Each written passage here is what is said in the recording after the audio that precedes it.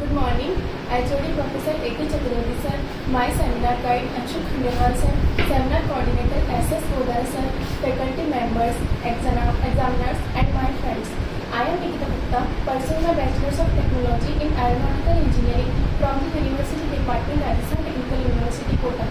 Today I am pleased to be here in front of all of you to deliver the presentation of my seminar on the topic of seat ejection system in helicopters. The outline of this presentation is seat ejection and introduction. Firstly, we are going to learn briefly about ejection seat. Ejection seat in fighter aircraft is shown in the figure in left side. After that, we will show how helicopter seat ejection system works and why do we need this seat ejection system in helicopter. What are the major problems in that and solution of these problems and their challenges in modern helicopter. Next, we are going to briefly discuss about seat ejection components and on which mechanism this helicopter seat ejection system works. At the end, we are going to conclude our presentation.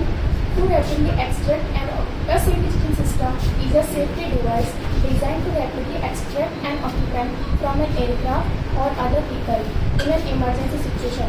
It is typically used in civilian aircraft, and the system consists of a seat equipped with rockets or compressed air system that provides a rapid upward thrust to eject the occupant from the aircraft.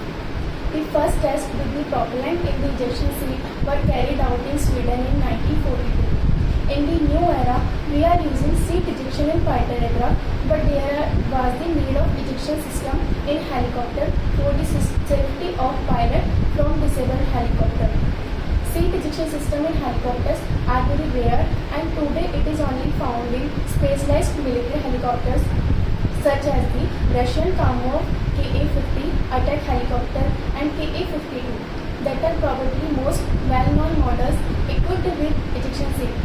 It has a unique coaxial rotor design that allows for a safety ejection system to be installed. This is the world's first operational helicopter with a rescue system. In the next slide, we will discuss about the major problems that are against for the use of ejection seat in helicopters. First is the collision with rotor blades. The obvious problem with ejection from a helicopter is its rotor blades. When these rotor blades are ejected, they may collide with ejection seat of helicopter. That ejection is depend on bank angle.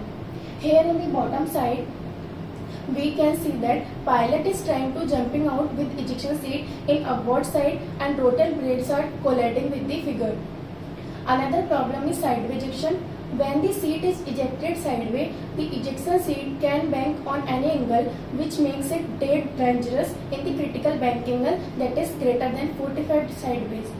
Third problem is frontward ejection. It may seem to be safe, but a pilot is flushed from a helicopter into the harsh terrain with an ejection speed of 275 to 325 km per hour. Now moving on the next slide, these are the solution of major problems, that is the overcoming rotor timing of helicopters. Most challenging part of vertical ejection from a helicopter is getting the ejection seat through the rotor without hitting them. So there is a specialized gearbox that slows the helicopter's rotor blade to allow the ejection seat to safely pass through. To ensure minimum exposure to the blades, the specially designed ejection seat achieves a maximum velocity of Mach number 19, that is fast enough to pass through the blades in 0.002 seconds. This is the flow figure of slowing rotor blades. And next, for the minimum exposure, ejection seat is accelerating to Mach number 19 to ensure rotor blades. Next is the helicopter blade ejection system. Jettisoning of blade is important before the ejection on helicopter seat. Helicopter blade jettisoning is done through the use of pyrotechnic process such as deflagrating or detonating lines, which are pilot actuated and extend between the pilot station and helicopter blades.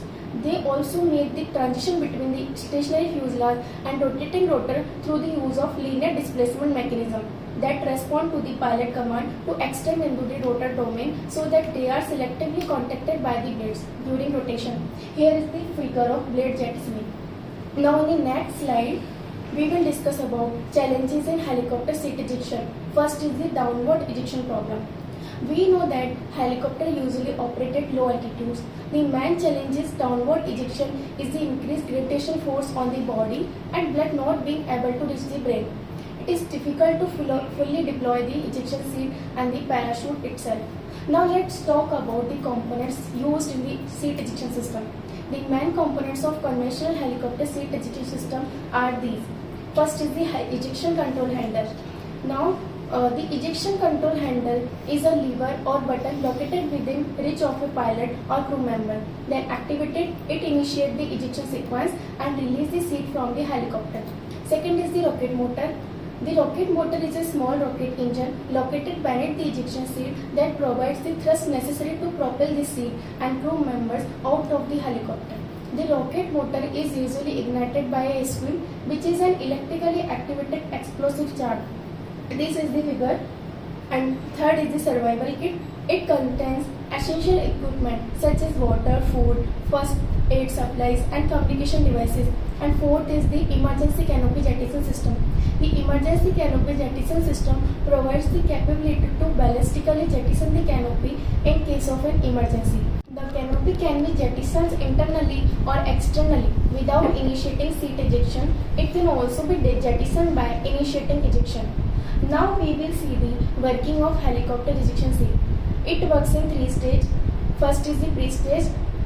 When helicopter will not be controlled, the latch will be pulled, a hatch will be pulled perfectly and designed ejection seat will go downward of the helicopter through gravitation. Second is ejected stage. When body will come out of helicopter, then fall to earth with gravitational law and gravitational force affect the body of pilot. Third is falling stage. The pilot will come downward due to a thrust and gravity. Then the airbag in form of shock absorber which contains a gas will be inflated with a parachute and capsule to send the pilot safely to the ground. The helicopter ejection seat uses the hatch mechanism. The hatch will be open like a window in emergency case so that it has provision to hold sensors and weapons underneath it. When the latch will be pulled, then hatch will be opened with pulley or hydraulic knot system. This is the model of ejection seat working. Now in the working of helicopter ejection seat, there is the importance of shock absorber with parachute also.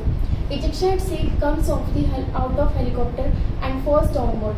This shock absorber will be opened to protect the body in the calculated distance. After that, parachute from the ejection seat will be opened and pilot will safely land on the ground. This is the figure of shock absorber.